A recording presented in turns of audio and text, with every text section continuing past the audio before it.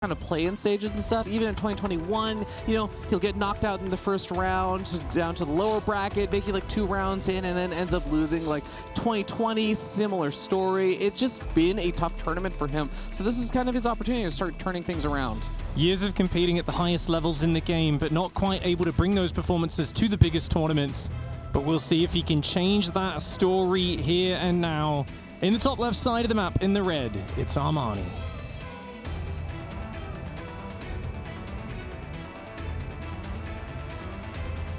And over here on the other side of the map, we have our blue Protoss player from Good Game Gaming. He is Nice.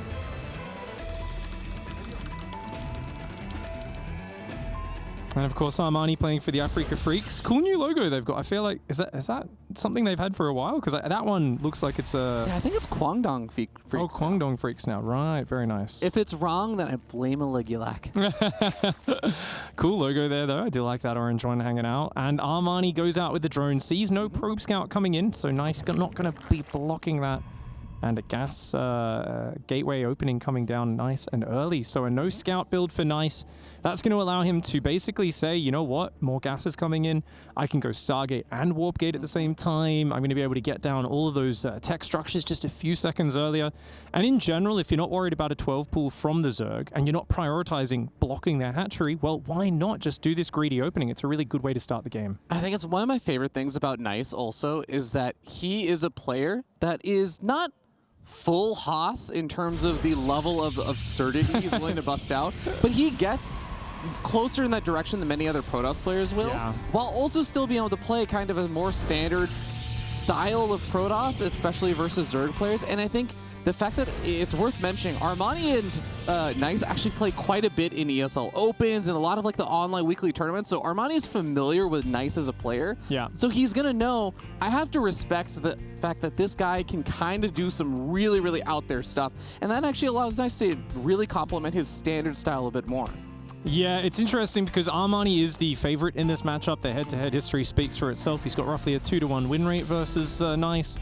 On the other hand, as you said, Nice is capable of throwing out crazy builds. He's more prone to doing that when he feels he's a big underdog. When you see him up against like a current world champion or something, you know he's going to play very weird, wild strategies. He's going to channel more of that Haas. But I think against someone like Armani, they are a little bit more within his range. And I do believe that he's going to think, you know what, I can go Oracles into a third, into, you know, Colossus, Archons, Immortals.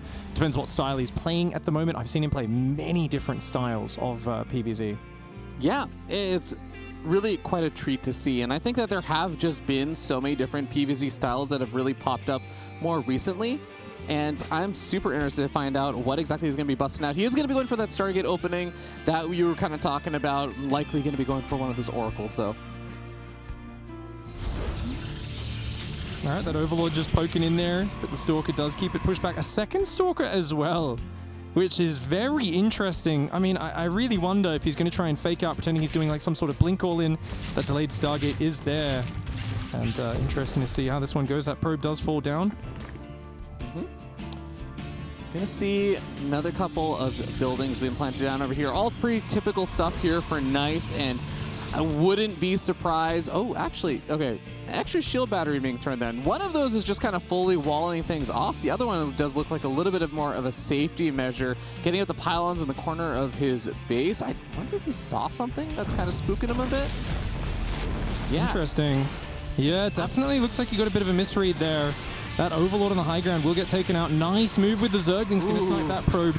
And this is minimal investment for Armani, but delaying the third, very nice, because it's going to, of course, delay that base, and already we're falling into the caster trap of casting a nice game, Fear Dragon. You're going to have to replace that word. Sorry, let me open my thesaurus momentarily and make sure that one doesn't slip through again. Every time you say it, a big old smile comes to my face, so please continue.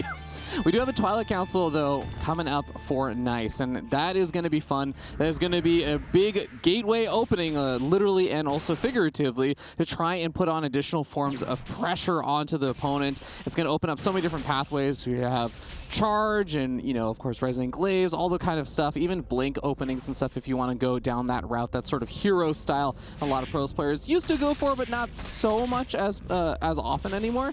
These Stalkers gonna be in a bit of trouble, The Oracle's going to have to return home and use their energy to save them instead. A little bit rough there when you have to use that energy kind of defensively rather than offensively. Whoa. Resonating Glaives is going down there as well. I've got that Adept coming in. 5 gates, or is that 6? Yeah, that's really interesting. That's a lot of gateways. I mean, this is fascinating. He's got the fake gas on the front of the third there of the natural. He's trying to fake it out. Lots of gateways coming in at once. And these Oracles are going to try and distract. He really wants Armani to be super duper greedy. But the Roach Warren is coming down. And I'm not sure if Nice is going to be able to find a window because this is such a delayed Glaives attack. Of course, the rush distance third to third is not that far. Even though the map's very big, if he can surprise with that, it'll be big. He's trying to warp in more Stalkers to really sell the story. The problem here, Fear Dragon, is if you commit so much to selling a story of going Stalkers, your actual Adept attack is going to be so darn late. It's going to be really, really tough. And even these Zerglings are actually causing a lot of problems. And you can see he's trying to do this massive re-wall. He doesn't want to warp in too many units because then that just kind of reveals what he's up to. Yeah. He even warps in a Stalker rather than an Adept. Yeah, he's hiding it. He's just doing everything to make sure Armani does not build Roaches right now. Armani has a Roach Warren, but he's massing Lings because he is under the impression he's up against Mass Stalker. The Adepts are finally going to reveal themselves. They have to do a lot of heavy lifting. It's a 16 worker advantage for Armani. He's got 6 Roaches on the way, but he only sees it now. Ooh. Those Adepts are already halfway across the map, getting a very good engagement, but Nice has to get a move on. He's got to kill at least 10, 15 drones, and with those Roaches starting to come out, that's a big ask. Yeah, the Adepts already just popped their Shade. They're going to have a Shade available in a few seconds, but that means that they really need to be able to take some decent fights over here before a handful of these Adepts start falling down. A Stasis Trap gets set off on a single drone. Really good pull there from Armani, but at the same time, it looks like a Stasis Trap catching a lot of these Queens. Is Armani starting to fall with few too many units, or are these Roaches going to be able to save the day? That Stasis Trap was definitely pretty big there. Let's see if the Adepts can focus fire on the drones. Very quick pull by Armani. Really good pulling those drones away from the Adepts. If you let them sit there, the Adepts will rack up a lot of damage. But as it is, 5 or 6 workers is not enough just yet. Armani, I think he's doing well enough on the defense. Those last Adepts go down. He's still got the worker lead, and he's got a 4th base on the way, +2 carapace, Roach speed. It's the +2 carapace Armani special. I don't know if you remember this build, Fear Dragon. For anyone out there, this was years ago. He loves getting that +2 carapace, and I gotta tell you, those Queens get so tanky. Those Roaches as well, much harder to take down. His units are surprisingly tanky in a matchup where Zergs usually make no armor upgrades at all. Yeah, it's going to be very, very surreal when you see that those Zealots with +1 weapons are not really killing the Zerglings all that quickly, or much less any of the other units kind of over there. Spire also going to be on the way there for Armani. There are so many things that are going to be difficult for Nice to deal with, and he is going to be heavily blindsided by a lot of this, unless he can get one of those Oracles close enough to scout things out. But you can see those Queens are zoning out that Oracle. It barely gets out of there alive with 10 hit points total. And Blink is going to be a small saving grace for these kind of attacks that are going to be heading his way soon. All right, the Stalker's moving down there. 4th Nexus on the way as well. Templar Archives is coming on in. Going to allow you to transition onwards, but of course Nice is just so far away from splash damage, which is normally scary against the ground army. And then you've got, of course, the potential for a big round of mutas to come in and fly around the backside. Definitely feels like he needs to get that information. Sees the infestation pit, but losing the Oracle with no confirmation of the Spire, and we can see that gas count's getting awfully high. Armani looking to do a massive swap into mass, well-upgraded Zerglings and mutas against a Protoss player that's going to be on the defensive with Blink Stalkers. Yeah, this is going to be so tough. For those who are wondering, Blink Stalkers, they can deal with the low numbers of mutas, but they really are more of a stalling tactic until you need to get up a much stronger defense, getting up those Phoenix in high numbers, and it's not going to be able to buy time forever. And we already see Armani has the mutas out on the map. There's no vision for Nice out really there to spot these either, so he's going to notice them when they are effectively at his front door and already ready to start killing probes. All right, those mutas flying down the right side of the map as well there. Interesting to see if, yeah, they've been spotted. Stalkers are warping in. Let's see if Nice can split his units up, because if he loses his 4th base, he's in huge trouble. He's got to make sure his ground army's well positioned. It's a lot of Roachling coming in on the south. The mutas are on the right side, outnumbering the Stalkers quite savagely for now.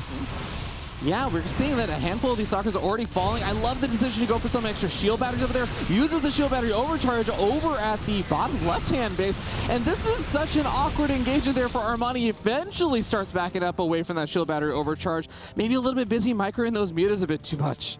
Yeah, those mutas pulling on back right now. We've got Phoenix on the way, of course. You need to get Phoenix out, but without a second Stargate, without a fleet beacon, single Stargate Phoenix production is not particularly amazing. A few Archons could help dissuade those mutas from coming in. He's only got one so far, though. One Archon can go down pretty quickly. Nice. He's going to need to battery overcharge. Nice Storm. That was a delicious one. A lot of Zerglings go down. The muta's getting wounded. This is all buying time, but he's got to make sure he keeps warping in High Templar, just so that whenever Armani does group up, he can hold him back with Storm. Because right now, Armani's maxed. He wants to keep on trading, and Nice needs to just be like, give me another minute to round my army up. Please don't fight right now. Just, I need to get a few more units up. The fact that Armani just effectively maxed out the remainder of his supply on a lot of these mutas means that he is pinning a lot of hopes that they are going to be able to get quite a bit of damage on. They're not usually the most effective at fighting head on, but if they can take out the Stalkers, if they can take out the Phoenix, then suddenly they're going to be able to wreak havoc after the engagement. But Stalkers blink forward. They start sniping up a handful of these mutas, but now you can see this is where all the headaches begin. Stalkers have to blink over the wall, but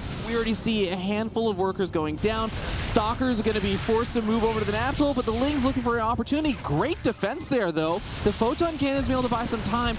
You're seeing still bits and pieces of damage being done. Armani's still finding openings, but Nice is holding on a lot better than I thought he would. He's really doing a good job of just holding on for now, as you said. Hive, though, is on the way. Baneling Nest, +2 melee is finished. Armani has got 73 workers. He can keep trading for days like this. And without the timer of, you know, Fleet Beacon, Phoenix range, the 6, 7, 8 Phoenix getting out, it's still kind of like, okay, it's Stalkers. It's a couple of Archons. It's a couple of Immortals. This army, if you've got a bunch of Disruptors, 6 High Templar max on energy, it becomes a scary army the Zerg can't deal with. But as it is, the mutas, that mobility is always going to give you an opportunity. Yep. You see that there are all these Stalkers at that location. Well, the Lings are going to have a free opportunity into the natural, but the main base is also going to get ravaged by the mutas. This is going to be so brutal for Nice to try and clean up. And he says, I have a feeling that you might be moving over to the main base with those Stalkers. Let me send those mutas back over to the low ground where you're just straight up outnumbered. This is a big problem for Nice. Yeah, the Phoenix, he catches one of them, only one left. Armani's getting some good value, and the Zerglings ended up getting probes as well in the natural. 16 workers, 17, 18 going down in the natural. It looks like the Zerglings managed to overwhelm, and it's still not dealt with. Oh no! Oh, Nice, so occupied with that Mutalis micro and trying to hunt them down. He's completely missed that. And that, of course, is a disaster. Armani has not been below 200 supply for a while. He's just sitting there, 190 to 200, constantly maxed out, making Banelings now, as well as an Ultra Cavern, Pathogen Glands for the Infestor transition and all the rest of it. And, of course, I think Nice has shown pretty good handling of all these situations, but he's been doing it from behind from early on, and Armani's showing just a great understanding of how to continue trading without overcommitting. He's just picking away at him, wearing him down while progressing up that tech tree behind it. Yeah, I think you just said it so expertly that it is one of those situations that's unfortunate because Nice has been playing from behind for so long in this game. It's been astounding how well he's done despite how tough of a position he was already put in from the get-go, but despite all of that, you can see Armani is going to just be feeling so comfortable with how this game has been going. I feel like this is going to be a massive motivational boost moving into game number 2, because you basically just get to play your game from a comfortable position. You get to micro around, pull your opponent apart with all of these extra resources, and then you move into game 2 just feeling like you're on cloud 9. Your opponent has just been dealing with the most stressful losing game for basically 8 minutes straight. Oh, here we go. That's a lot of Banelings fear tracking. The army's out of position. Those probes quickly trying to evacuate. The Archon up front taking some beautiful trades. The Stalkers blinking back. A lot of them damaged. Very few going down. The Ling Bane kind of took an awful trade there, but the Roaches, the Mutas, they took out a Nexus, and they're going to continue dancing back and forth. Another Phoenix gets one shot. The Muta count isn't all that high anymore, but still enough to one-shot these Phoenix. These mutas are still a threat, but man, you can see that they have actually been able to corner them just a little bit. Now, a handful of these Stalkers are still going to end up falling over here. I think the mutas will eventually escape out, but really, honestly, a lot better trades than I thought he would. The problem is the economy is still a massive issue, and you can see as the mutas go down, they are just getting replaced. Yeah, it's often like this. When you're behind the curve a little bit, and then they go into mutas, and you just don't spot it coming until the mutas are on their way across the map. It's very difficult. Some tiny Ultralisks appearing there in the picture-in-picture, popping out of their eggs, those cute little Waddle-Lisks. They're so adorable, aren't they? They're smaller, which means they can get into combat a bit faster. The Ravager now able to bleep the Ultralisk, something we never saw before. They just always putting them in headlocks, you know, rubbing their fists on their head, that sort of stuff, just older brother stuff.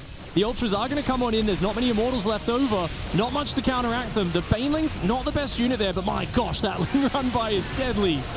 Absolutely brutal. He's getting hit on every single side, and while he is able to defend against the Banelings and the Ultras on the left-hand side, a recall is forced out to deal with the Lings that have ravaged not only the mineral line, but also the wall, and opening up the pathway for additional run-bys. These Lings also hitting so hard with those upgrades as well. There it is. Game number 1 goes to Armani.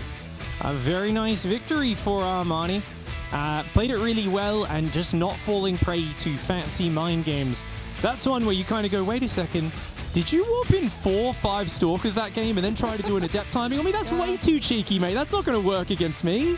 Yeah, it really is tough because it's such a nice mind game to try and pull off. But again, all of these things come at a cost. You're effectively saying, I'm going to try and fool my opponent at the cost of doing things efficiently and effectively the correct way that you would normally try and do and execute one of these attacks. And sometimes it pays off and you look like a big brain genius, and sometimes it doesn't, and you kind of get bopped for basically the next 8-10 minutes.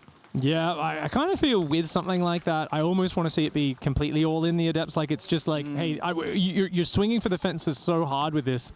You know, it was not a super quick Stargate to begin with. It was kind of like sneaky Oracles into sneaky multiple Stalkers, into sneaky Mass Adept. And it was a very weird kind of mix up there. But Armani, you always feel good when you get through a game like that because you're like, kind of confused at what you're scouting and what's happening in the game. Yeah. But you're still coming out on top. And it's such a big confidence booster to be winning despite not knowing exactly what's coming until it hits you. It kind of shows that you're a solid play. You know, you're very confident. You can see it in the mannerisms of the players. Like, Nice is looking a little bit more frustrated in his chair. He's now going to win the next 2 games in a row to stay alive in the tournament. Yeah, and I think you made actually a really good point there, because you think about one of the downside or unfortunate aspects of what just happened was also that even though Nice was kind of, you know, giving up a lot of these opportunities for the efficiency and actual execution of the build order, the execution of the attack itself was honestly pretty good. He was getting really good stasis traps on the queens. He was shading the adepts around, spreading them out really, really well, finding opportunities where the drones were by themselves. Imagine if that was a slightly more efficiently executed attack. Things maybe could have turned out better, but, you know, it comes to a trade-off. Like, that's because he's also hiding all these things. So this is a classic versus conundrum. Yeah. You know? do you try to trick them and sacrifice the urgency of everything, or do you just try to hit as hard and fast as possible? This man managed to defend the weird secret attacks in that last game. In the top right, it is, of course, the Freaks, Armani.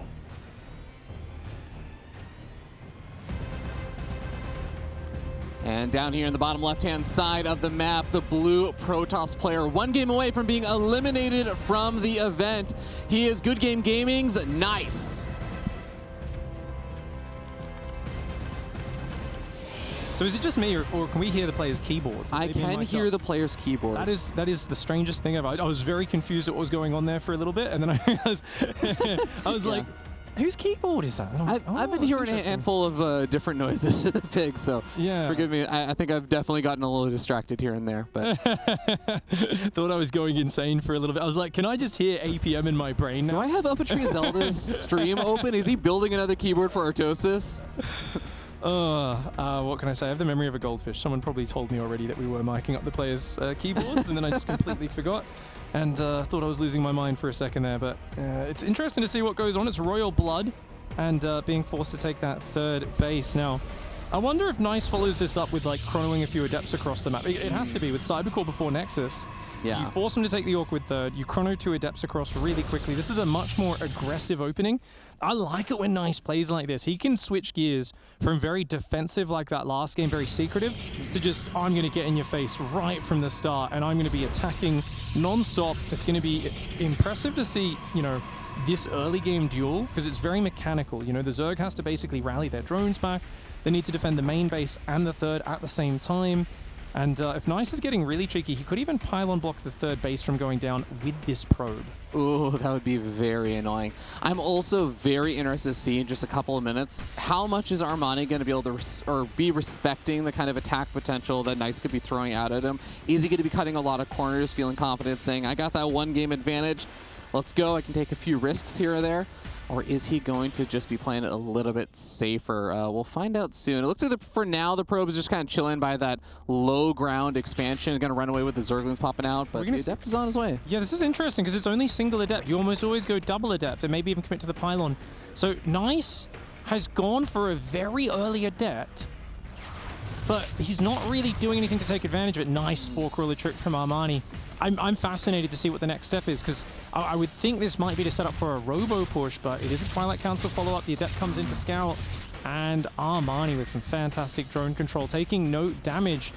A nice, peculiar opening. We'll see where it goes from here. Does this Adept slow down the drone transfers? Because normally you'd want to send those extra drones from the main that are popping out over to the third, right? And he keeps moving into that pathway. Could that be part of it? Yep, always. When you go early Adept pressure, you try to maintain that ground. That's part of it. The thing is, it's not cheap. When you go early probe scout, compared to the last game where he went gas first, no scout, you sacrificed a lot of minerals. Then you go cybercore before Nexus, that knocks another probe or two off your build. Yeah. Suddenly you're down 3-4 probes where you'd otherwise be with this build. So just delaying a few drones is not what you're looking for. You want to get a bit more than that usually. And you can see now the follow-up is going into 3 gateways, glaives, and it looks like there probably will be a delayed robo behind it, but I think this is more of a classic, just shade Adepts across the map for the first wave, try to get some momentum, and then you'll be taking a third, following it up with a Warp Prism Harass and moving on from there. And we've seen so many Protoss players be able to hit just absolutely brutally and effectively with these kinds of attacks.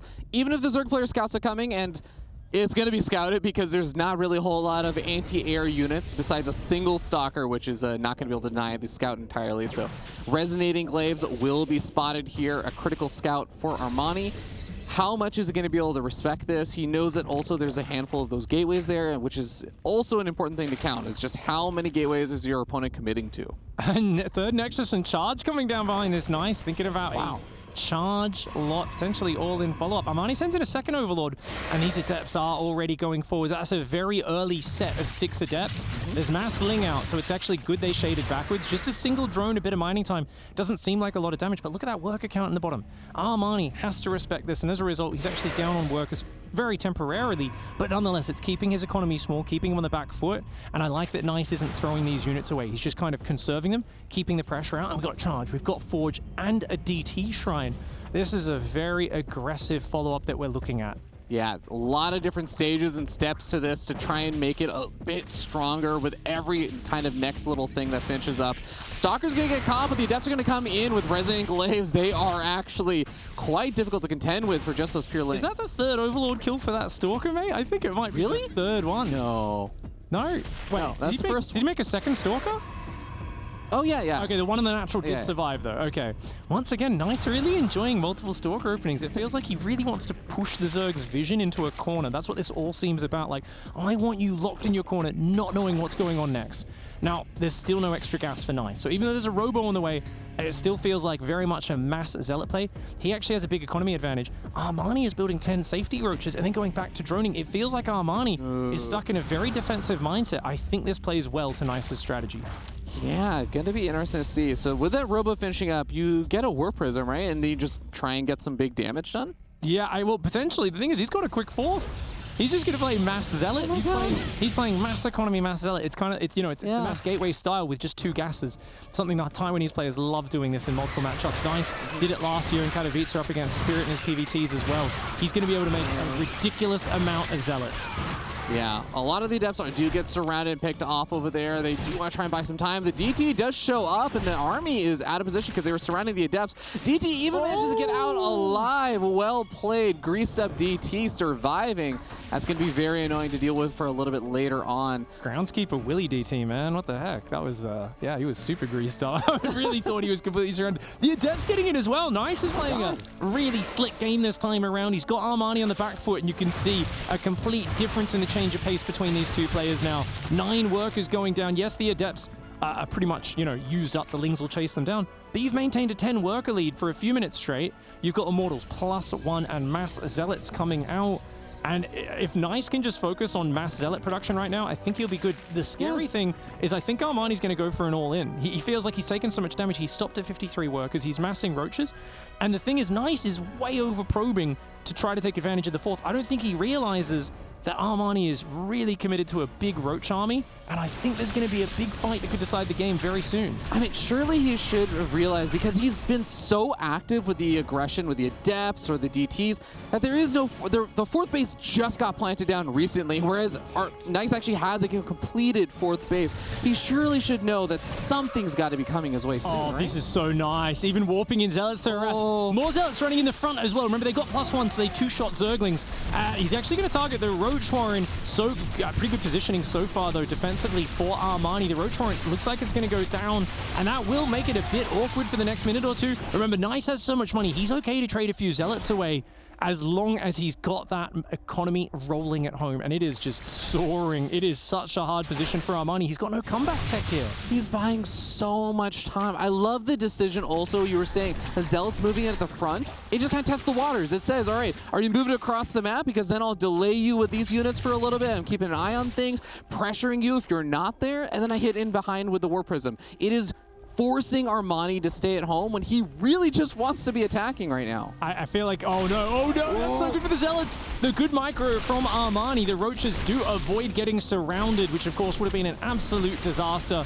And at this point, the Zealots should pull back. Oh, nice overcommitting. The Prism goes down in the main, and those Immortal does look like it's a bit exposed as well. You got to be careful with these fights, because when the Roaches get up in a big ball, the Zealots don't, they're not as effective anymore. 2 Immortals on that left side, though, and a lot of Zealots. That's a lot of anti-Roach firepower, and we know the income advantage is already there. Armani needs legendary micro to win these engagements. I'm looking for an edge that you can take advantage of, but it feels like every second that goes by, every time we dart around on the map, we see another thing that's going pretty well for Nice. We see finally these Roaches have massed up into large enough numbers that they're going to be able to push back some of those Zealots and those Immortals for a little bit, but he is taking so much damage. He's still trying to clean up those handful of Zealots on the right-hand side of the map. Armani is getting picked apart here in game number 2, it feels like. Zealots picking off drones as well, just coming in from every different angle. Now, Armani is still going to hit a giant max of Roaches. I do want to see a Robo Bay. I always feel like when you play a very Zealot, momentum-heavy style, adding disruptors does at some point just ensure you cannot die, because look at the army supply difference. It's 50 army supply. Zealots don't do well in this scenario. There's only 2 Immortals. There's still a chance that Armani can take the correct fight. It's a big army of Roaches and Ravagers coming in. Yes, the upgrade advantage is there for Protoss, but look at the way he's microing away from the Zealots. Those melee units struggle as they wash up against those Roaches. And if those Immortals get picked off by these Roaches or Ravagers, we're going to actually see a lot of the firepower disappearing pretty quickly there for Nice. He is starting to pommel on through, though, and the Immortals are surviving for a little bit, one of them getting a little bit lower on hit points. It does seem, though, at the end of the day, Armani is starting to run out of units. The Zealot warp-in potential in the main base alongside the drop is going to be able to secure a nice victory there. And we're going to see that Armani is not giving up. He's still trying to do this multi-prong harassment, still trying to find his own damage, but if he's taking as much damage as he's dealing on the other side of the map, I think that Nice is still going to be happier with this. Yeah, 44 workers versus 70. I keep seeing that big army supply advantage, and it's like, maybe, just maybe Armani can get the perfect fight, but every time it's not the perfect fight. And of course, he's taking quite a lot of damage behind it as well. So I think Nice has now built a rather winning position for himself. +3 attacks on the way. You know, his upgrades are continuing. The Immortals keep on incrementing out, and every time he warps in 10 Zealots, it's such a just a fearsome jump in the power of his army. Yeah, those +2 weapons Zealots really pack a punch.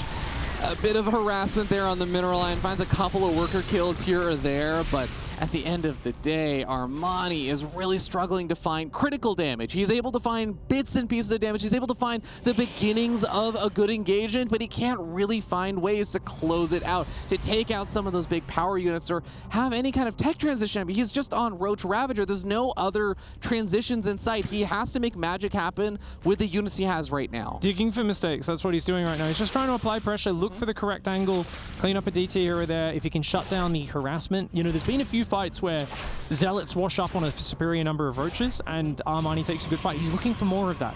He's still got that army supply advantage that he's hoping to make that magic happen with, but that is a lot of Immortals now moving in for Nice.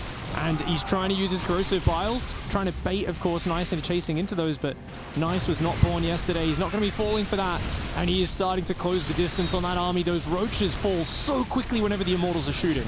They really do. Those Zealots just act as such a perfect buffer. There are so many Immortals now. Pig, what do you even do against that? This army of Ravagers cannot connect with the Corrosive Biles. They are going down one by one. It seems like Nice knows he has this game. He's going to be able to tie up the series 1-1, keeps his hopes alive in this series. With a very cool strategy as well, showing very little joy. A shake of the head, in fact.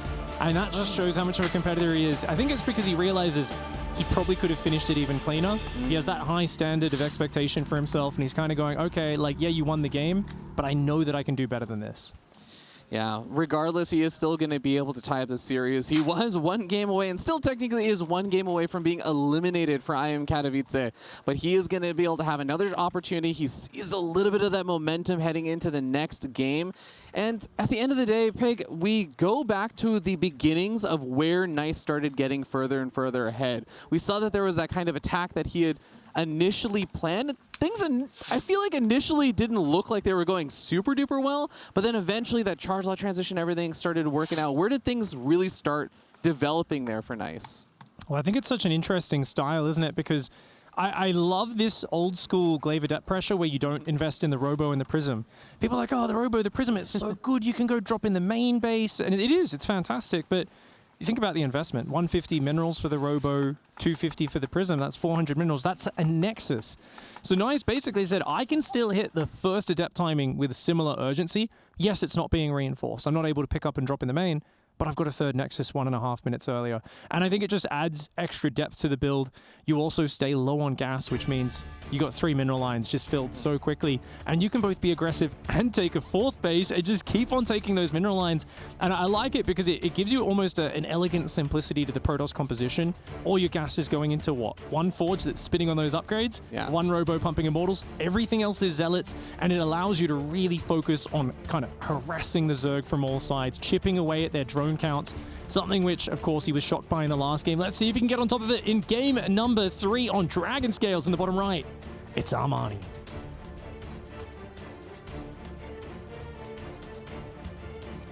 And up at the top left-hand side of the map, the blue Protoss player from Good Game Gaming. He is Nice.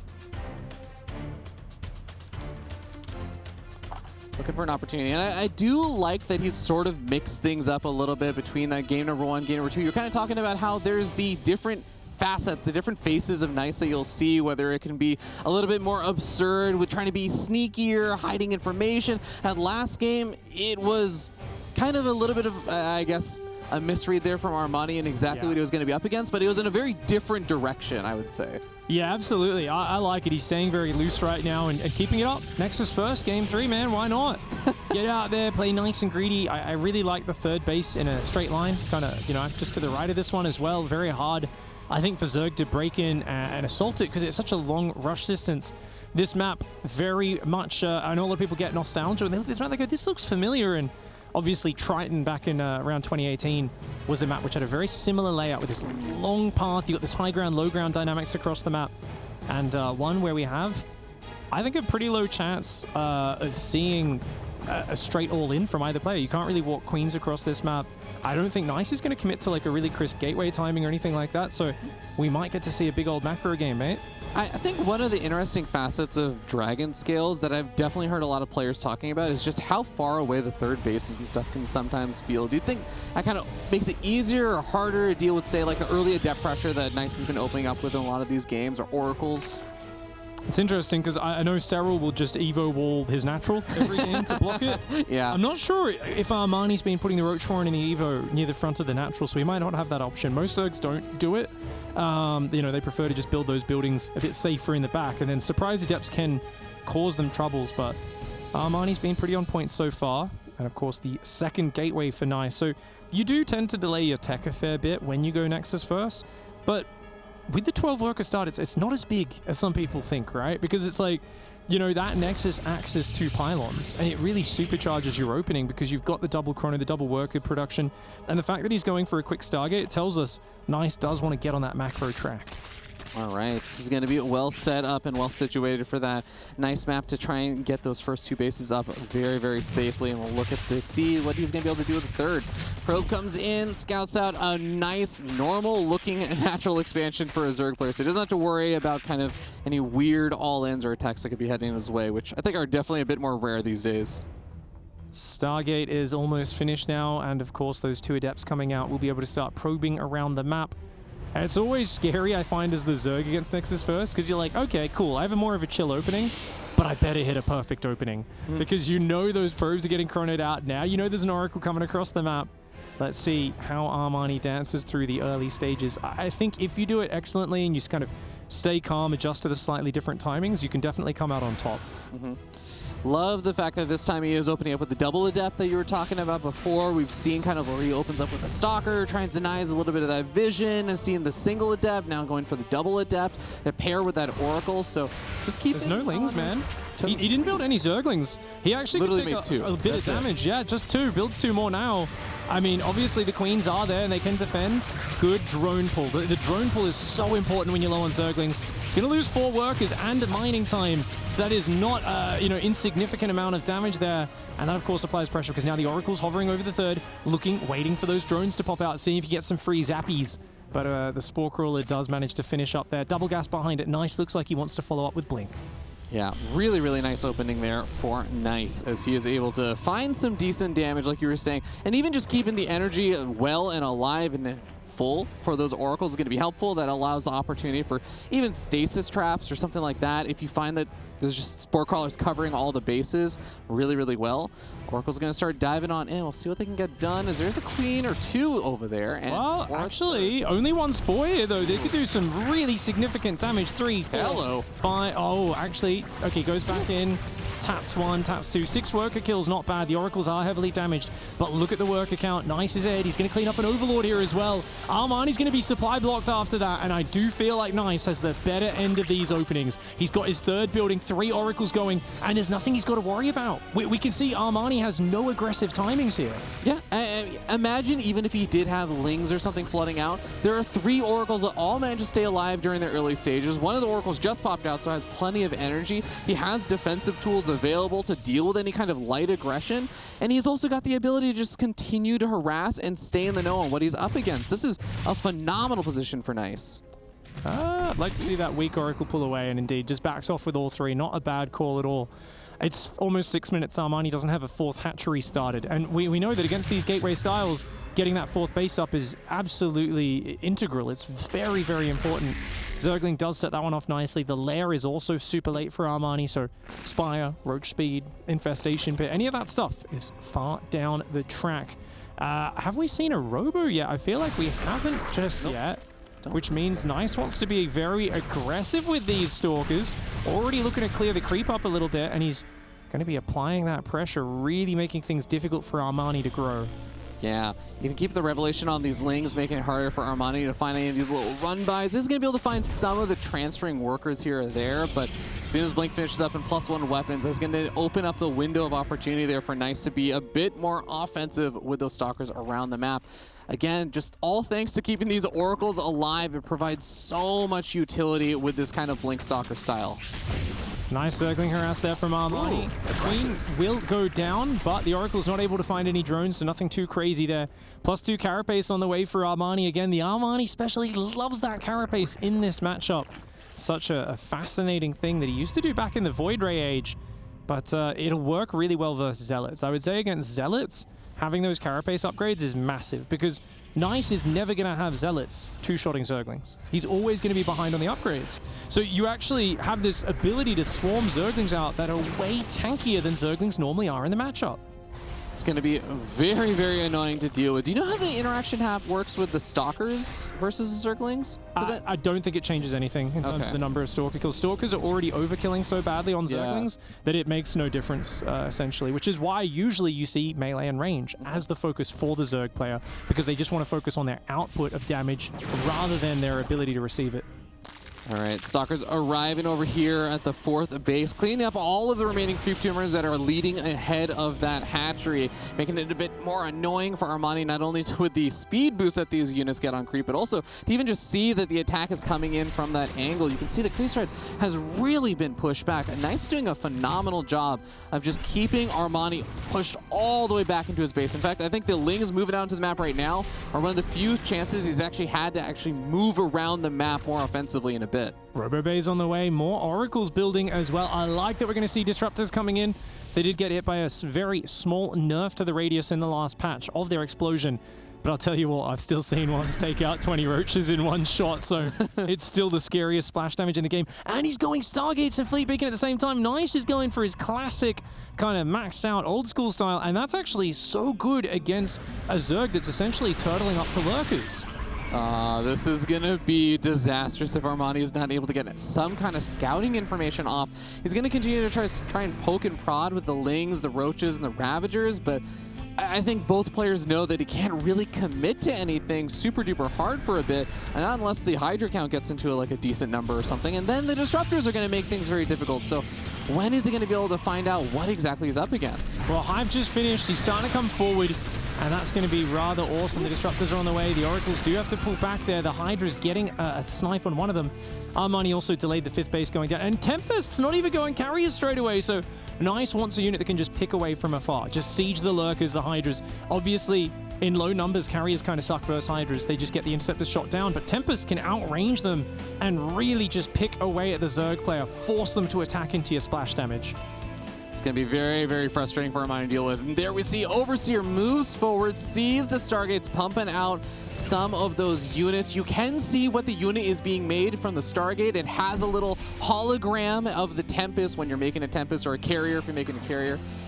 He responded with Vipers immediately as well, so I think that's a very good read. I wouldn't mind 3 or 4 Vipers, to be honest, because there's so many Disruptors and Tempests that he'll want to be abducting in these fights. Gonna have to be very, very careful about that.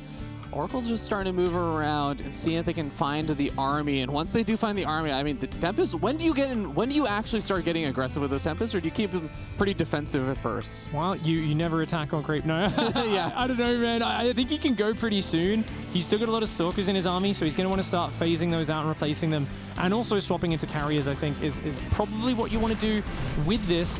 Templar Archives is also quite important, because I do think both Feedback and Sidestorm are massive. We talked about more Vipers. He's on 5 Vipers now, he's Armani. He's going to be gathering up a lot of energy, and Templar Archives only just started. I'm really worried that these first abducts are going to be absolutely crushing, and they're going to take out a lot of nicest, big, important units. That's going to be pretty brutal. I guess to look on the bright side, Templar Archives does build pretty quickly, and Templars start with the ability to immediately just feedback. So that is going to be available immediately. It looks like in time for any kind of initial engagement if he so chooses to go for that. But is he going to opt for that? Is he actually going to end up researching Storm in time? We're going to see small little pokes forward from the Stalkers, but they are not supported by the rest of those units. They're going to have to back up, and that actually might trigger Armani to move a bit further forward. Is it going to move into the shield back into the cannons, though? Oh, the Oracles! Ooh. Ouchies! Only 1 Oracle surviving in those abducts. One of the Tempests already does get taken out. The Vipers, one of them surviving deep in the red. High Templar can warp in, but they've only got 1 feedback each. Still 4 Vipers, or 5 of them, pretty damn juiced up there. Roaches on the right side, nice run by.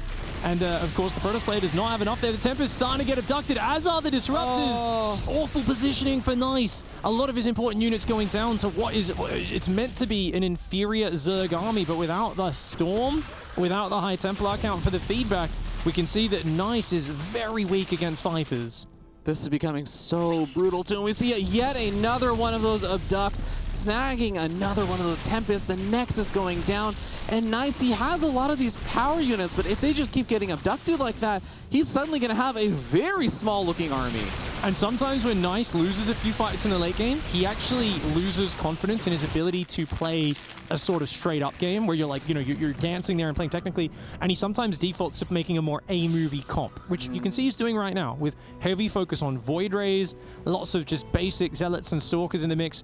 So only the Disruptors are really the only fancy unit. He's not adding Storm or a decent High Templar count, which means he's almost accepting the fact that yes, these Vipers are going to cause me trouble. I've got a few High Templar in there, I think 3 of them, but they are purely there for feedback, not for Psystorm. And against this number of Hydras, that means those 3 Disruptors, you better protect those from Abduct. Otherwise, those Hydras are actually really difficult to deal with. It's a very control-heavy army, and I mean, these late-game PvZ skirmishes on both sides between the Vipers trying to stay alive, but also trying to make sure they don't just get fed back, controlling the High Templars so that they're far enough forward to, prevent the Vipers from abducting units, but at the same time, making sure that the Disruptors are protecting the High Templars. It just becomes a massive headache to try and control everything on every single front. So we're going to see things escalate very quickly once these 2 players start getting closer and closer with their armies. I haven't seen any games like this on the new patch. Oh, really? It's been a month. I haven't seen anyone play to this stage. Because if you think about it, Armani's only gone to this stage without being aggressive because he was on the back foot. And Nice didn't seem to have confidence finishing the game off that lead, and that's why he's kind of pushed to the late game. But now we've got both guys kind of playing like they did, a few months ago, where there's like, okay, I'm going to defend to late game. Oh, me too, I'll defend to late game. We got Infestors, Vipers, Neuroparasite, Broodlord tech on the way. The weird thing here is that Nice is so Void Ray Stalker heavy right now, and I think if he could trade some of those out for higher tier units, I mean, carriers are amazing, just in general against like ground-based armies. I know Microbial Shroud and Hydras are okay, but it feels to me like Nice doesn't have an army which he can really attack with. I think he's got room to work on this composition because Armani's been trading surprisingly well and once again denying a base. Yeah, this is going to be a big denial as we head into a pretty much split map scenario.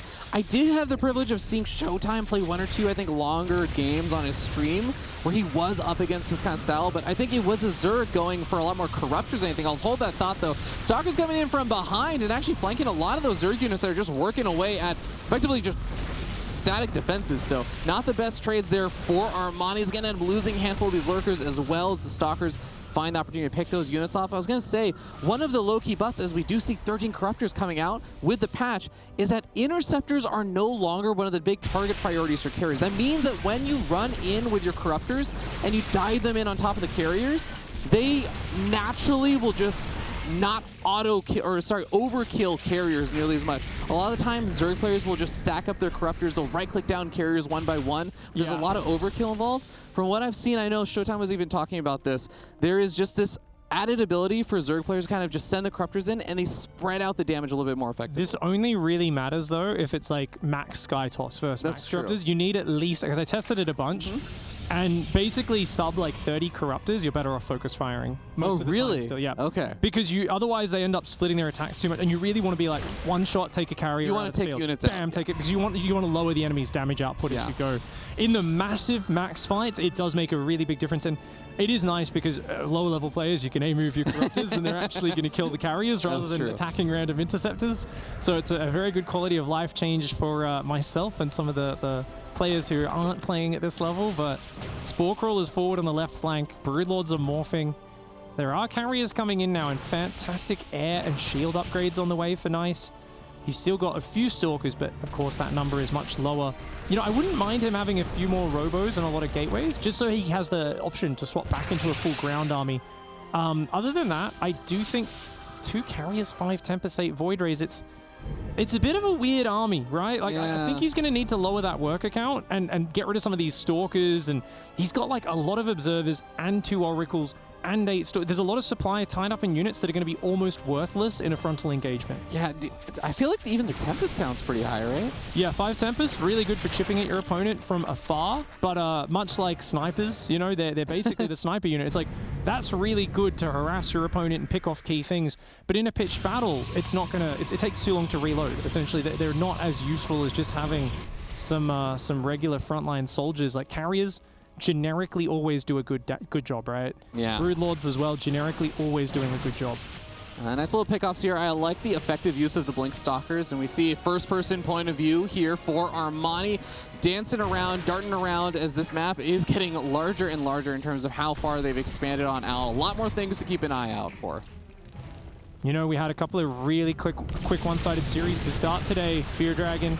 And these guys have said, we're getting the schedule back on track. We're going to have a 3-game series. And this last game, I think, goes for at least another 5 minutes here. I mean, it's getting to the point where they've both got giant banks, almost 10K for Nice. Armani with a little bit less in the bank. But both players are rich, expanding forth across this map. And yeah, it looks like, I mean, if Armani gets the bottom left, it's pretty much exactly 50% of the bases for both sides. And Nice did start trading a little bit better. He was down 1,000 resources earlier. Now he's ahead 1,000 resources, which is a good sign for him, because if you've got equal mining, it's all going to come down to that efficiency in the long run. Yeah. The fact that Armani was not able to snag, you know, one of the extra bases on this map when he had a bit more of that map control earlier on and get some extra mining out of this is going to probably come back to bite him in the butt. But nice job from Nice to just gradually get those bases up. And now that he has a kind of split map scenario, all he really has to do is focus on mostly defending, I would say, the top right. That's where most of the fresh bases are. It makes things a bit simpler. He's not dividing his attention as much on the left-hand side of the map. Lurker drop. The ultimate of annoying your opponent in the late game. I love it. I love a good lurker drop. It's a very nice way to just distract, force him to move detection over there. Oracle's even going to turn their lasers on to clear that. But you know, there's still, I think, one more lurker in the Overlord at the top right. Oh, really? So he's like, that's the whole idea? He's like, send your probes back so I can get them all. Yeah. Exactly. The oracles were not enough. Ooh! A lot of these units running very far forward. We see some abduction. The Corruptors going after those units, but Voider is turned on. There's prismatic alignment, and they are going to be able to push things back. An awkward and almost surprising trade moment there. I think it actually went well for Nice in the end. It looked like it was going to be bad, but I think he only lost 1 capital ship for a Viper and 2 or 3 Corruptors. So not too bad. Nice fungal. Ooh, very good. Gets the Observer, gets a few Stalkers. Well done, Armani, who's making more and more Broodlords. And if he could wedge a position forward and get rid of one of these bases, that would be great. Nice is making Storm, Carriers, DT Blink. He's got a silly amount of cannon battery across these bases. I love it, though, because, you know, at the end of the day, we're seeing that Nice is not really trying to move out very aggressively. He's basically said, I know that I've traded a little bit more effectively. I know that I also have this fresh base. I have a position and a place to defend. Yeah. If I can just turn this into a defensive fight where I have a lot of the shield batteries and the cannons defending me, like I think he believes he will win this out in the end. Yeah, if we could see the units tab, that would be great, just because I think the compositions are slowly improving for both sides as that Lurker redrop comes in, gets rid of the cannon. It does go down, but super annoying to deal with. 4 Carriers, 4 Tempests, 3 Disruptors, 8 Void Rays, 3 Oracles, 4 High Templar. Still no Archons, and still, I would say, a rather small army. But the Zerg army as well. What do you got? 8 Broodlords, 16 Corruptors, 5 Lurkers, 4 Infestors, 2 Vipers. Both sides are investing in mass static defense, and just don't have that much stuff. It's a lot of, okay, I'm going to look for the Spellcaster efficiency in the long run, and I'm going to try and apply pressure very slowly and see if I can get you to make some big mistakes. Do you feel like at this point in the game, Nice is actually oversaturated on probably most of his bases with 85 workers? Oh, he can definitely drop down to about 60 probably at this point, get rid of 20, 25 workers. He might want to just keep up that maximum mining rate for, you know, as long as possible, even oversaturating to get the mine down. Tempests are going to pick off a Broodlord if you don't watch out. And, oh, Tempest, he's going to break in those rocks. Changeling army. He's trying to get the Interceptors out of the Carriers. That's the whole rock play there. You notice he's attacking the rocks. But the Tempests need to focus fire. Abduct comes in, and those Corruptors one-shot that Tempest so easily. Yeah, going to be very dangerous. If any units get abducted, it is going to be effectively immediate death. Storm actually hitting a lot of those Corruptors, so they're going to have to back off for a little bit. They will be able to eventually regenerate some of those hit points. Not too damaged just yet, but you really have to be cautious. That is the power of those High Templar. That is the importance of having High Templar with this army.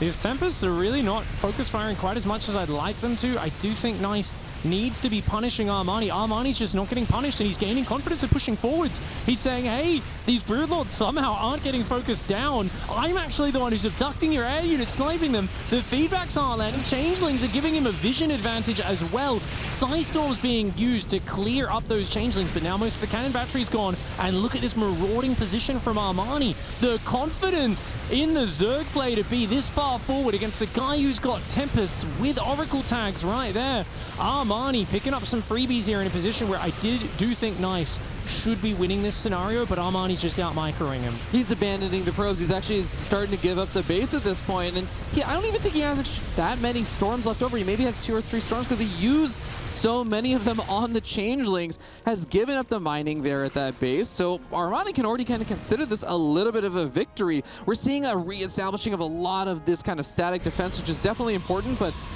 even that's going to be a little bit difficult because the Broodlord should be able to start picking away at those buildings as they come up. Yeah, I'd like to see Nice be just a little bit more methodical with how he's organizing these defenses, because his High Templar were pulling a full screen back. And if you can't zone out the Vipers and threaten them with feedback, you could see the way Armani just dances in, grabs 2 units, kills them, pulls back, runs back in, kills 2 units, pulls back.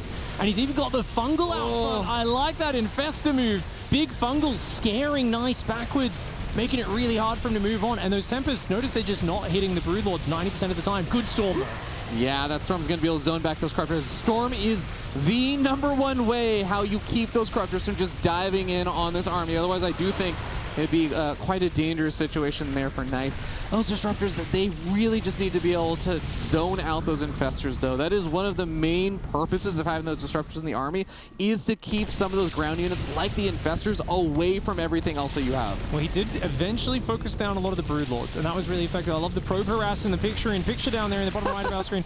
That, of course, is the far One lurker. left map. Oh, no. A single lurker comes, and it is going to destroy those probes. Corruptors accidentally walking on in and getting shot down by these Tempests, and the units lost tab is still in favor of Nice. So even though he gave up ground, at the end of the day, he's winning the War of Patience. He's got 20k in the bank. Armani only at about 16 or 17,000.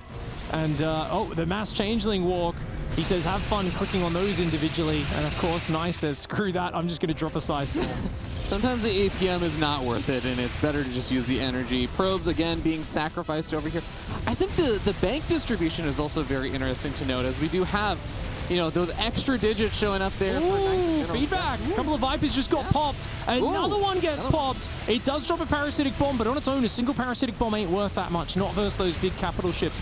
It's only when you add a fungal or a second parasitic bomb or some other damage that really starts to mean something. Nice army is getting so big. Now that those probes are getting thrown away, Nice is preparing to start getting out there and fighting a bit more. Yes, there's great vision with the creeps, the spore crawlers, the lurkers out here. The Broodlords are still trying to harass this base, but it feels like he's no longer got that intimidation factor that Armani had at the start of all this push. I think he might need to back off from this, because Nice is landing those feedbacks, and without the Viper threat, it does feel like the Protoss wins these trades. I think it's going to be very tough, too, because if you just compare the gas banks, we have 10k gas for Nice. He has so much potential to remake carriers, disruptors, High Templars that he ends up losing over here. Oh, Broodlords actually taking out the Disruptors. All the Disruptors go down. The Infestors survive below it. The Broodlords are starting to get focused a little bit. But look at that, those Infestors coming forward one at a time. I love the way Armani is taking away Nice's mobility with those Infestor fungal growths. The Broodlords raiding that mineral line. And Nice economy is getting denied off of this base. But, of course, Armani with the lower bank. Yes, he might be making a bit of leeway here, a bit of breaking into the Protoss territory, but with a bank that big, it doesn't really matter if you're throwing away more resources than your opponent. Nice is winning this game. He is doing a phenomenal job of just keeping the banks up, but he is eating a lot of these fungals, which are not quite hurting just yet, but they are getting very close to hurting. There, the High Templar leading the charge against those Infestors, throwing out some feedbacks, getting the fungal to whiff. Broodlords try and come forward. The shield battery overcharge going to be working overtime to heal up all the fungal growths, but the Broodlords getting sniped off one by one. We're down to 2,500 gas pig, and that's going to only continue to deplete as more of these Broodlords die, and Armani's not even fully maxed out again. Yeah, Armani. Oh man, these feedbacks have gotten better and better. I feel like that's the improvement Nice is making throughout the game. It's the feedbacks getting better and better. That lurker drop. I love the way Armani's microing that, but one has to question: it's gonna die. Oh, it just died to the photon cannon. Oh, that's unfortunate. Yeah. A little unfortunate. But. With the army comp, I think we might need to see Armani just get more Broodlords and Corruptors up here, because I do think the Lurkers and the Hydras, and even the Infestors to a certain extent, are finding a little bit less damage. Here we go, Abduct Fungal coming in. One of the carriers gets abducted and taken down, and Archon should be falling there as well. Armani getting some pickups, but it feels like his supply drops so much anytime there's a trade. Yeah, I actually would love to see the battle report if we have that available, because I think in these trades, every single time a Zerg unit goes down, it's going to be a lot more painful than when a Protoss unit is going down. And you can see it's been a rough trade for both sides, but Armani is going to have the worst end of it. He's down to 100 gas. Pig, he's depleted. Yeah, he just remaxed. I don't know what he remaxed on. Infestors and Corruptors. It was just Infestors and Corruptors. 15 Corruptors. Oh, wow. Okay, 38 Corruptors on the map now. 6 Infestors, 3 Vipers. But I feel like with that bank pressure, Armani's going to feel like he needs to jump on this army and force a fight. And that's often where things can go really far south. If you try to force an engage and your spellcasters run in there and get blasted down, it can go kind of awkward. Nice, not wanting to defend the top right. He's going to try and kind of trade bases for bases here. Yeah, you know, all things considered, I think given our infinite wisdom of seeing the entire map, I think this can actually work out pretty well, because if he knocks out the bottom left-hand base, there's really not any additional gas income coming Armani's way, so this could work out very, very well. The Brewlord's on an all-out retreat at this point, and they're waiting to see if they can help out. And look at the damage output of the carriers. Even the static, they're clearing so quickly. Nice of ducked. Does get rid of one of the carriers. Going to come in. Another Corruptor will get, will get sniped down by the Corruptors. Armani is like doing the really nice patient sniping of the carriers, but it takes so much focus and his whole army's attention to snipe 1 or 2 carriers, and then bam, he's lost 53 Spore Crawlers. The hatchery, if that bottom left goes down, like you said, that is the lifeline of Armani's gas. He cannot afford to lose that base. Another important thing is that when we don't have that much gas left over for Armani, every time he does one of these Viper abducts, he loses the Viper immediately afterwards. So he's getting a carrier, and normally that would be a good trade, but if your opponent has 8.6k gas and you have 170 gas, Pig, I don't know if that you're going to be happy with that trade. You know, the cast animation of the Viper, maybe it does actually make a little bit of a difference there. I think it always came down to how well the feedback was managed, but oh, the Spore Crawler's moving over here with the Broodlord Corruptor. Okay. I mean, he's going to try and save this base. Armani losing a lot of units. The Fungal goes down. The High Templar are getting taken out. Okay, all the High Templar are gone. The Corruptors are going to go for it. This is their moment. The Corruptors with the Fungal. Neural's starting to go down on some of these carries. The Void Ray's scaring him off, though. Nice. With so many prismatically aligned Void Rays, is just eviscerating the Corruptors. He climbs up in supply, and Armani is on the retreat. He doesn't have any resources left to remake this army. The Corruptors try and go in for what few Void Rays they can try and snipe off over here. There are so many Corruptors, and they are going to be able to shoot through this. The fight is turning. All the Void Rays are mostly gone. The prismatic alignment did get baited out, and Armani will clear that army up. Recall comes down and saves some of the capital ships. 2 carriers, 4 Tempests get out, and that would be a win if it weren't for everything that had happened up to this point. And of course, right now Armani's going to the gas ATM, Vespine Industries, and they're saying, no, mate, you're out of credit. You're already overdrawn on your gas account. You're not going to be able to take any more out today. Meanwhile, Nice has an unlimited line of credit. He can build anything he wants here. And of course, it looks like Nice is going to make the comeback from dropping the first map and then just bringing out some really unorthodox plays and potentially eliminating Armani from the entire tournament. Really, really brutal. And you can even see that base, even though it seems like it shouldn't be that important of a base, it still has a few thousand gas left over on it that it was just basically going to go unmined for a bit now. Really, really tough spot. Armani up against the wall. He really just does have this single game to try and come back in if he wants to keep his IEM Katowice hopes alive. All right, Lings do beat Stalkers, but of course we know what's at every base that they can retreat to. 400 cannons and batteries. It really, like, when the Protoss plays like this, it creates so many no-go zones. It's just like, no, you just can't go there. Like, your Zerg units are not allowed in these corners of the map because there's way too much static defense. And Nice is remaxed, so he's just going to move across the map, I think, once these 5 carriers popped. Can I ask you, Pig, do you think that there is not a great win condition, but there is a win condition in the fact that Armani might be able to start depleting a bit of that mineral bank that Nice has? Nice is down to 4.2k minerals, even 4.1k gas. If you get up enough static defense, which I think Armani, he doesn't have a lot of gas, but he does have a lot of minerals. Could that be the Hail Mary play he could go for? Just massing static? Like a lot of static and basically just saying, okay, I need to get up this bottom left-hand base. Oh, he's definitely just going to play like super turtly and then try to let him overextend on you for sure. Yeah, I think you're right.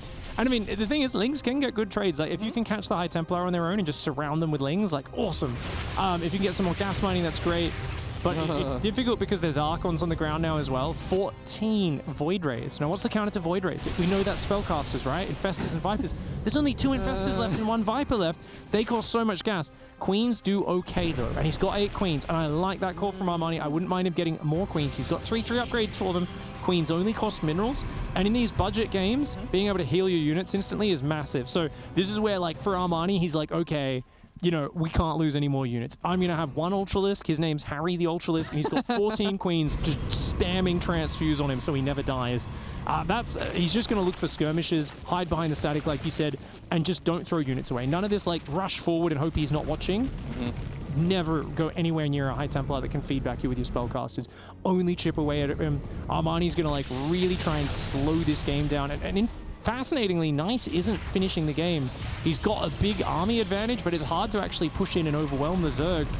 I mean, he just lost a massive army during the last time he did a big trade and tried to attack in. And I can understand why it's a little bit scary. You don't want to let this game fall through your fingertips because then you are the one eliminated from the tournament.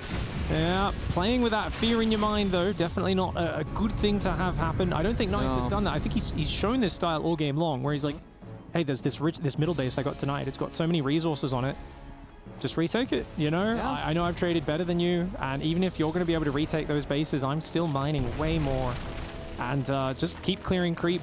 Look for those revelations so you can pick units off. DT running in there is going to get taken out.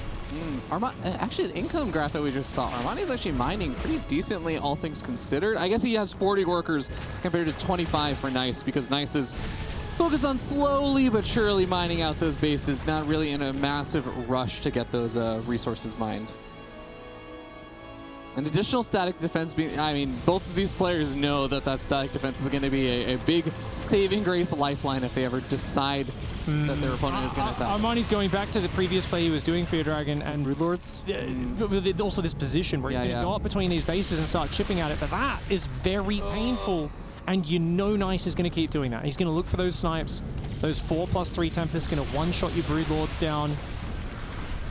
That's tough. It's really, really tough. I think at most you're maybe hoping that you can get the carriers at this point to start launching the interceptors so that the Spore Crawlers can start taking care of them. The Queens can transfuse up some of these Spore Crawlers. You're seeing the mass transfuses come out, keeping these Spore Crawlers alive to do the dirty work that they can against those interceptors, but it is really, really tough to break this position. I'm actually... Yeah, Tectonic destabilizes as well, man. Like those spores, like the chunk of damage when you see those orange Tempest shots come out of them, it's like, wow, they take a lot of damage. So this is definitely Armani digging deep. He's got 6 Infestors, 2 Vipers back up, 6 Broodlords, 28 Corruptors, and he's looking for the big mistake from Nice. I think chaining Fungals on the High Templar is one of the big dreams there. 6 High Templar and a big clump, none in reserve. If he can get vision on that with Changelings or Broodlings and start chaining Fungals, he's got to try and throw that with these Infestors on the south side. Yeah, that's going to be a big dream for him to try and find that. It looks like he's actually having trouble getting high ground vision, just straight up that, because the Tempests deny any Corruptors, any Overseers, any other units that would normally have high ground vision. They just immediately pick off as soon as they get anywhere close to it. Armani needs to dig deep. He needs to remember back when he was in magic school, you know, he needs to pull a rabbit out of a hat right now, because every Broodlord that falls there, you know, this position becomes less and less tenable, and I think Armani might want to just pull back and give this position up. I mean, I get he's got some long-distance gas mining going on down to the right, but he's losing Broodlords. It's irreplaceable, man. He doesn't have the gas to replace these units. And if he loses his Broodlord count, it's GG, because then he's got nothing to kill the Archons and the High Templar, which means Nice can literally A-move through him, and you can't fight with the Corruptors. You'll get killed by Storm and Archon. He needs to remake Broodlords, but he's got almost no gas income. Armani is going to need to give this position up. Yeah, when the players are not directly facing off against each other with their armies, I'd love to see how much gas is even left on that bottom left-hand base. I know that the right-hand base had a little bit of gas also left around, but at bottom left-hand base, this is like the final mining place. Oh god, 250 gas left over. That is not a lot, Pig. That is hardly anything. Yeah, these are the main gases actually now, these two, right? He's got 900 more gas he can mine there.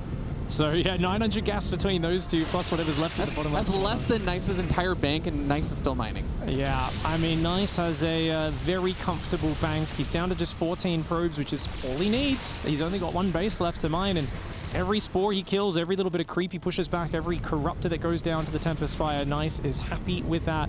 And I gotta say, admiration to him. I really, after the weird wonky openings he was doing at the start of the series that weren't working out, I feel like Nice has just completely switched gears and said, I think I can beat you at this stage of the game.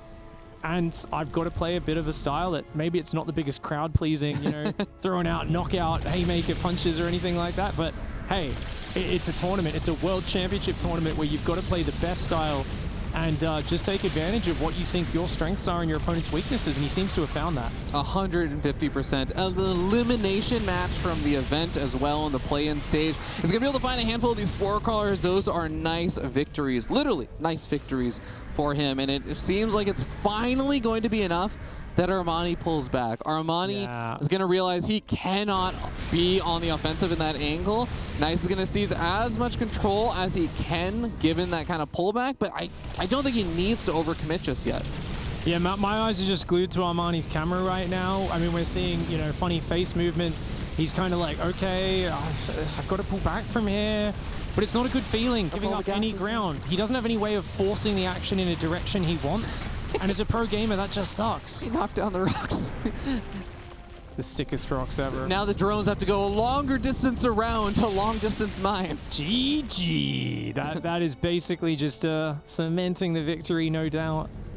But yeah, Armani's, he's got 5 broods. Oh, that's not enough. You know, it takes 5 broodlords a long time to kill an Archon. It really does. And we're at that beautiful point in a PvZ where the Protoss player has, what is that? 187 army supply?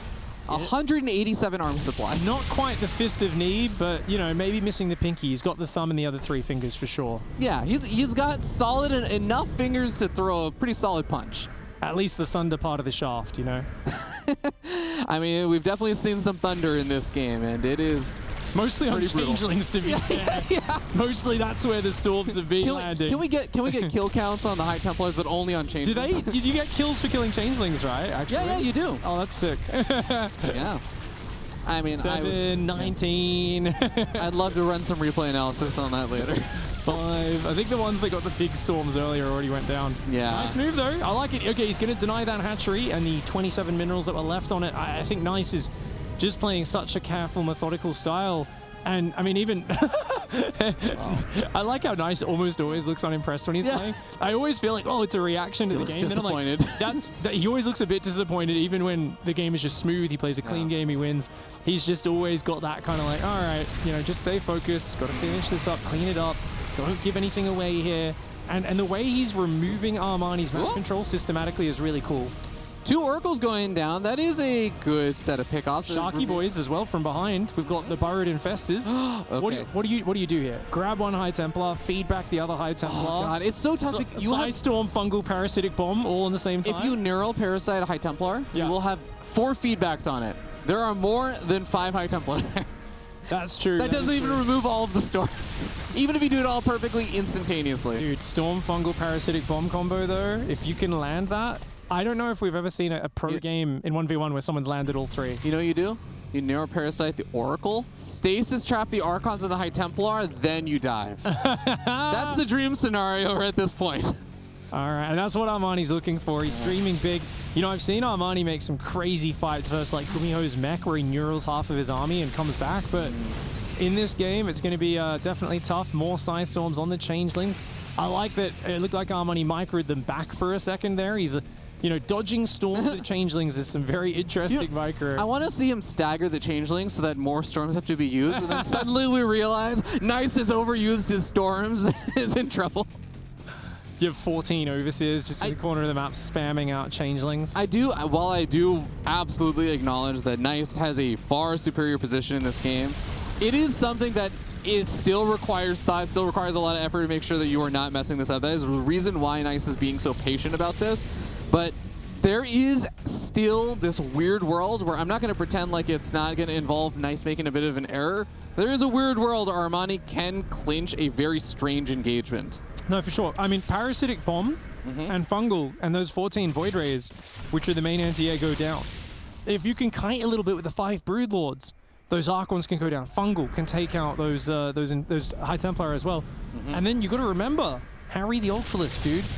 him plus Harry the Ultra. 20 queens can transfuse Harry. If Harry gets on the high Templar while getting mass transfused, he could actually do really well. Here we go. Oh, the Barrow Boys come from the left side, but the feedbacks land all over them. Storms come in all over those Corruptors. The Void Rays are just raining down Protoss fire on that Corruptor force. And there is nothing to stop the remainder of these Sky Toss units from demolishing everything, including Armani. Nice! Takes the victory 2-1, and he is going to stay alive in the tournament. Wow, I like seeing that reaction there. You could tell emotions were obviously, running high. He was a little bit tense. End of the day, he does get it. And of course, a very rough turn there for Armani. And